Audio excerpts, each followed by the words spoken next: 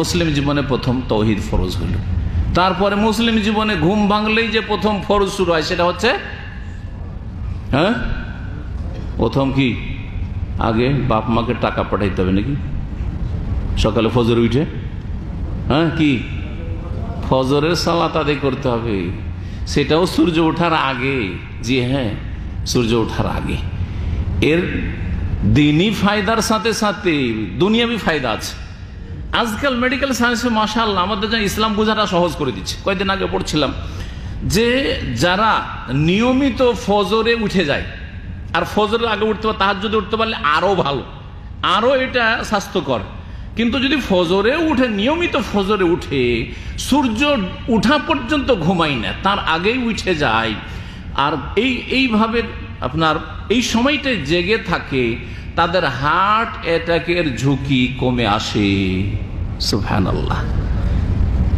1400 বছর আগে বলা হয়নি সব কথা, কারণ কোরআন আর হাদিস সায়েন্স শিখাইতে আসেনি, আপনাকে রবের সাথে সম্পর্কিত করতে এসছে, রবের সাথে পরিচয় করিয়ে দেওয়ার জন্য এসছে, রবের সাথে আপনার আমার সম্পর্ক মজবুত হয়ে থাক, অটুট হয়ে থাক, এটা শিখাতে এসছে। এটা করলে দুনিয়াও ভালো থাকবে, দিনও ভালো থাকবে, সবটাই ভালো থাকবে। যারা সকালবেলা ঘুমায় না আর ফজরের আগেই উঠে যায়, এই সময়টাই তাদের হার্ট অ্যাটাকের ঝুঁকি কম। জি, তাদের এই হার্টের রোগ কম হয়। আর আলহামদুলিল্লাহ, কারণ সকালে উঠে মানসিক শান্তি, সকালে উঠে রবকে যখন সিজদা করলো, আল্লাহর কাছে সাহায্য চাইলো, আল্লাহর কাছে প্রার্থনা দোয়া করলো, আল্লাহ রাব্বুল আলামিনের শরণাপর আশ্রয় নিল, তখন নিরাপদ হয়ে গেল। ফাহুফি জিম্মাতিল্লাহ, আল্লাহর জিম্মায়, আল্লাহর হেফাজতে চলে আসলো। নবী কারীম সাল্লাল্লাহু আলাইহি ওয়াসাল্লাম হাদিস রয়েছে না ফজর নামাজের ক্ষেত্রে, মান সাল্লা সুবহা ফাহুফি জিম্মাতিল্লাহ।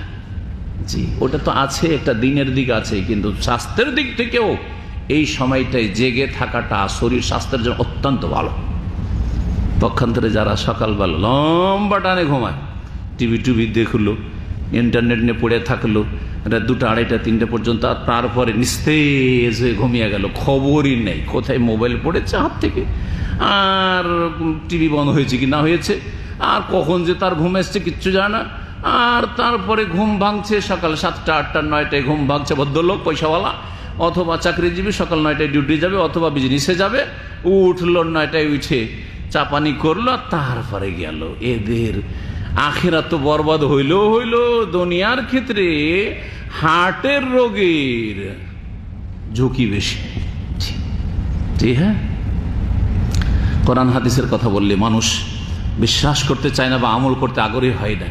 শরীর স্বাস্থ্যের কথা বললে ঠিকই বিশ্বাস করে। ফজরের নামাজ আদায় করতে মাত্র 10 মিনিটের বেশি লাগে না। আজকালকার যে নামাজ ফরজ সুন্নত মিলে 10 মিনিট সময় লাগে না, 10 মিনিট সময় দিলেই জামাত পাওয়া যায়, কথা ঠিক না? অথচ ডাক্তার বলছে যে ডেইলি 40 মিনিট, 50 মিনিট, 1 ঘন্টা করে আপনাকে শরীর চর্চা করতে হবে, ব্যায়াম করতে হবে, না হলে আপনার কিন্তু শরীর খারাপ হতে যাচ্ছে, হার্ট অ্যাটাকের ঝুঁকি আছে, ব্রেন স্ট্রোকের ঝুঁকি আছে, তো এই আছে সেই আছে, সুগার বেড়ে যাচ্ছে, আপনার কোলেস্ট্রল বেড়ে যাচ্ছে, তো আপনার প্রেশার বেড়ে যাচ্ছে। বলছে না বিশ্বাস বলছে যে ডাক্তার সাহেব আপনার প্রতি ঈমান নিয়ে আসলাম, আল্লাহর প্রতি ঈমান নেই, কোরআনের প্রতি ঈমান নেই, রাসূলের প্রতি ঈমান নেই। বলছে ডাক্তার সাহেব আমানতু বিকা, আপনার উপর ঈমান, আপনার কথার উপর ঈমান। এ হচ্ছে জাতির অবস্থা, এ হচ্ছে মুসলিম জাতির অবস্থা। কাফেরদের কথা তো বাদ দে।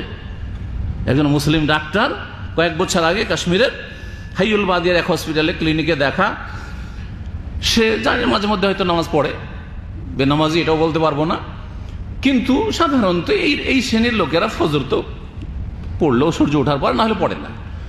তো কথায় শরীর চর্চা, ব্যায়ামের গুরুত্ব বলতে গিয়ে বলছে যে ও ডাক্তার বলছে ব্যক্তিগত আমি দিনে 24 ঘন্টা 3 ঘন্টা করে এক্সারসাইজ করি, 3 ঘন্টা করে এক্সারসাইজ করি। 3 ঘন্টা একজন মুসলিম এক্সারসাইজ করে, আর কমপক্ষে 1 ঘন্টা বা 40 মিনিট করে, আর 5 ওয়াক্ত টোটাল নামাজ পড়তে 1 ঘন্টা লাগবে না, নামাজ আদায় করে না।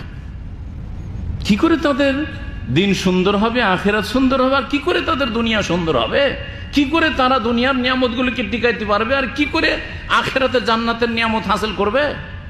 অসম্ভব কথা। খাসিরাত দুনিয়া ওয়াল আখিরাত, ইহকাল গেল পরকাল গেল। ইকুলেরও থাকলো না, উকুলেরও থাকলো না। জি, মুসলিম জাতির অবস্থাটাই ঠিক এরকম হয়ে গেছে।